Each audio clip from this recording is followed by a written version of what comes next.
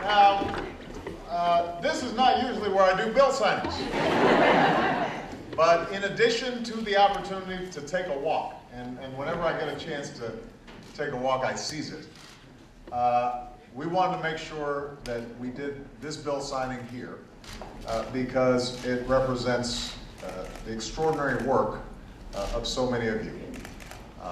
Obviously, over the last several years, we've been dealing with the need to recover from the worst recession since the Great Depression.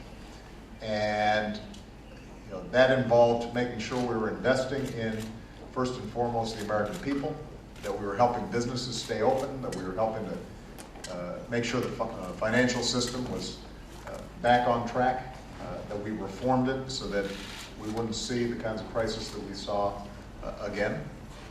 And most importantly, that we did everything we can to lay the foundation so that we have a middle class in this country that is thriving and growing, and we've got ladders of opportunity for everybody who wants to work hard and get ahead.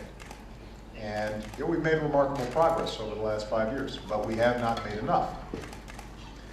Part of the reason we hadn't made as much progress as we needed to was we had a series of self-inflicted wounds in this town in which a mindless sequester impeded growth, in which we were governing by crisis and brinksmanship.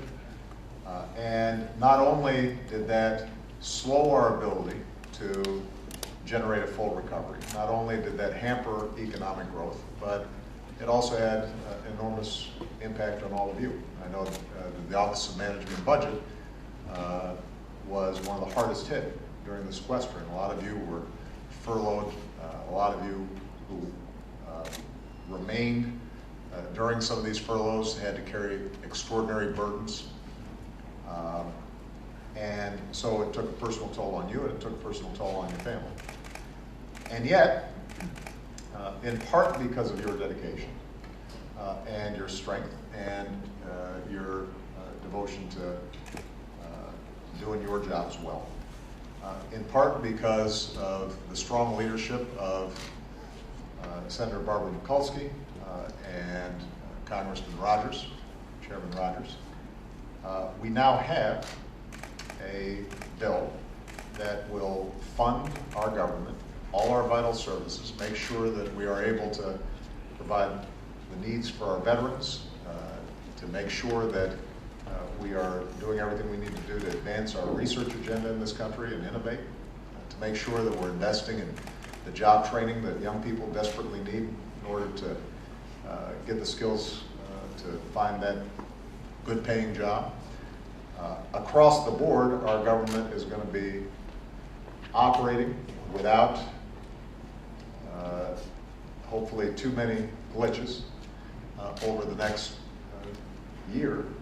And not only is that good for all of you and all the dedicated public servants in the federal government, but most importantly, it's good for the American people because it means that we can focus our attention where we need to on growing this economy and making sure that everybody gets a fair shot as long as they try.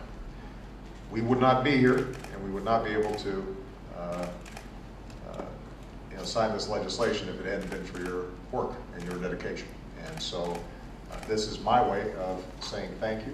I want to say thank you to Sylvia and Brian and the whole team here, and everybody represented, because goodness gracious, that is a big piece of business. That is a big bill. And I'm always interested on where do they have the boxes for the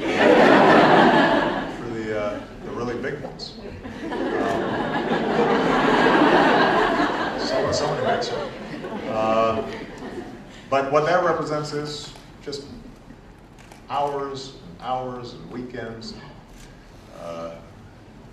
nights, where people are really paying attention and sweating the details, and that's what you do. So these aren't numbers.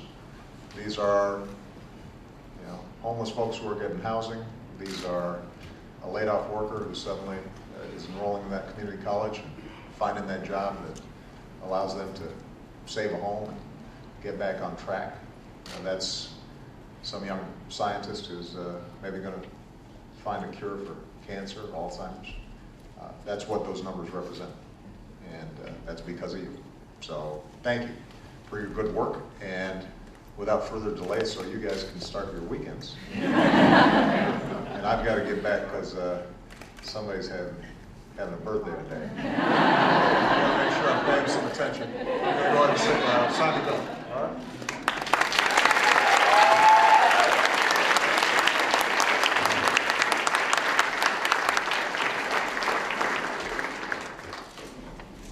I'm going to use all these pens.